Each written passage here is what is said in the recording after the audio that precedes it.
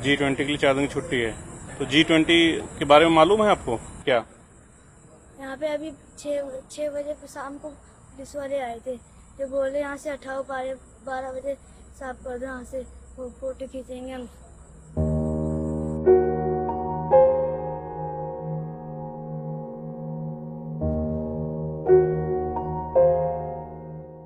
तो क्या हम यहाँ के नागरिक नहीं है?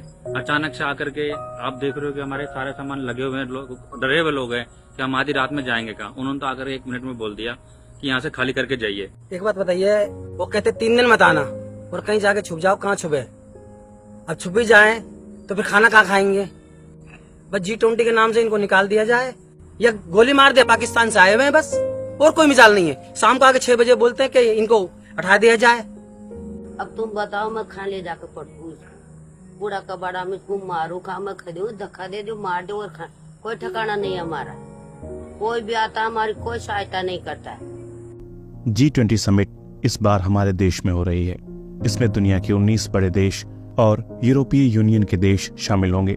साल 1999 में G20 को बनाया गया था ताकि इन देशों के नेता लोग एक दूसरे की इकोनॉमी को बेहतर बनाने में मदद कर सकें, सुझाव दे सकें। इस बार ये समिट इंडिया में हो रही है। इसमें एजेंडा है ग्रीन डेवलपमेंट का, क्लाइमेट फाइनेंस का, कि कैसे एनवायरनमेंट को नुकसान पहुंचाए बिना हमारा देश तरक्की कर सकता है, लोग कमा खा सकें बिना पेड़ पौधों को नुकसान पहुंचाए। दुनिया में भले ही कितनी मारकाट मची हो, लेकिन देश के लोगों का पेट भरा रहे। लेकिन विडंबना देखिए, वो अंग्रेजी में कहते हैं ना कि आयरनी डाइज 1000 डेथ्स। जो गरीब किसान पूरी दिल्ली को हरी सब्जी खिलाते हैं, अमीरों को सैलेड खिलाते हैं, G20 के एजेंडे में शामिल ग्रीन डेवलपमेंट का बेस्ट एग्जाम्पल हैं। इनकी वजह से ही दिल्ली में यमुना नदी के आसपास हरियाली है, पेड़ पौधे हैं। इन्हीं किसानों को सरकार के लोग भगा रहे हैं, कह रहे हैं सुनो 2 दिन की बात है, बस कुछ भी करो, सामान बांध के तुम लोग नहीं दिखने चाहिए, ना तुम्हारे जानवर दिखने चाहिए। तुम रात को 12 बजे से पहले निकल जाओ यहाँ से।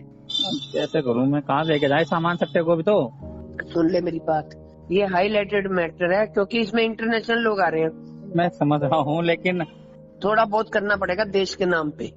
दिल्ली पुलिस जो मोदी जी के अंडर काम करती है, उसके अधिकारी किसानों को धमका रहे हैं, जबकि ये किसान पहले से ही परेशान हैं। अभी जब दिल्ली में बाढ़ आई थी तो इनके घर मकान सब डूब चुके थे और ये लोग सड़कों पर आ गए थे। फिर G20 के चलते इनको सड़कों से भगा दिया गया, ये कहकर कि छुप जाओ, कहीं जाकर दिखना मत। ये किसान और मजदूर जब फ्लाईओवर के नीचे नाले के बगल सांप, बिच्छू और मच्छरों के साथ रहने लगे तो पुलिस कह रही है ऊपर से तुम लोग अभी भी दिख रहे हो, यहाँ से भी भाग जाओ। जबकि इनकी गलती सिर्फ इतनी है कि ये लोग गरीब हैं, इनके पास वोटर ID है, आधार कार्ड है, ये वोट भी करते हैं, लेकिन सभी ने अपना सामान बांध लिया है, जाने कब पुलिस आ जाए और तोड़ फोड़ कर दे। इसलिए सभी लोगों ने तैयारी कर ली है और आज रात सभी लोग जागेंगे। G20 का आयोजन इस तरह से हो रहा है जैसे मोदी जी के घर का कोई प्राइवेट फंक्शन हो, जिसमें देश के गरीब और आम लोग शामिल ही नहीं हो सकते हैं। कई सड़कों पर बैरिकेडिंग की गई है, कई सड़कें बंद कर दी गई हैं। मुल्क के इस हालात पर कवि दुष्यंत कुमार की कुछ लाइनें याद आ रही हैं कि खास सड़कें बंद हैं तब से मरम्मत के लिए, ये हमारे वक्त की सबसे बड़ी पहचान है। कल नुमाइश में मिला वो चीथड़े पहने हुए, मैंने पूछा नाम तो बोला कि हिंदुस्तान है, मैंने पूछा नाम तो बोला कि हिंदुस्तान है। तो पूरा देश जो है ना वो G20 की खुशी मना रहा है, आप कैसे देखते हो? तो हमें हमारे लिए तो गम है ना कि हम खुशी कैसे बनाएंगे। हमें अठाने रहने के लिए जगह नहीं है हमारे पास, पुल के नीचे रह रहे हैं, यहाँ से भी कहते हैं यहाँ से भी जाओ, तो जाए तो कहाँ जाए हम यहाँ इतने पुराने रहते हैं, हमारे बड़े बूढ़े थे जो खेती बाड़ी करते थे यहाँ पर। कह रहे हैं कि देश में, दुनिया में नाम होगा इंडिया का G20 से। तो नाम तो हम जब माने ना कि गरीबों के लिए कुछ करे सरकार, हमारी सरकार ही निकम्मी है, तो हम क्या माने सरकार को? क्या हो रहा हमारे लिए? कुछ नहीं हो रहा गरीबों के लिए यहाँ पर। जो भी हो रहा अमीरों के लिए हो रहा है, गरीबों के लिए कुछ नहीं है यहाँ पर। सब कुछ देते हैं हमारे पास, राशन कार्ड है, पहचान पत्र है, सब है हमारे पास। वोट मांगने कोई आता है? हाँ आते हैं, वोट मांगने भी आते हैं, वोटों के टाइम पे वोट मांगने आते हैं, बाद में कोई नहीं आके देखता हमारी तरफ। ये दरियागंज में तो प्रवीण कुमार है, हमारा MLA ही है, हमारे लिए कभी कुछ नहीं करा इसने।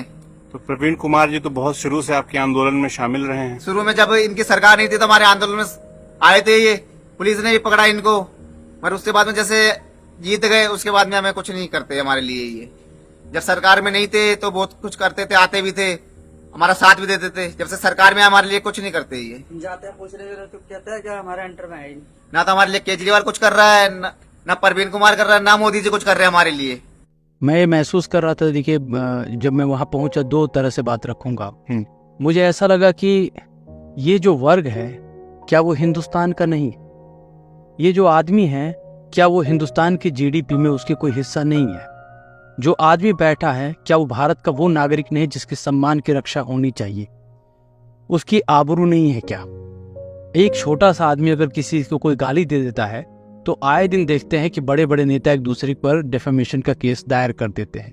उस आदमी को घर बार से बेदखल कर दिया जा रहा है, उसको कौन देखेगा। मैं वहाँ पहुँचा तो मैंने ये अपने जो दर्शक हैं उनको बताऊं कि वहाँ सिर्फ ऐसा मसला नहीं है कि लोगों को उठा के बाहर पटक दिया।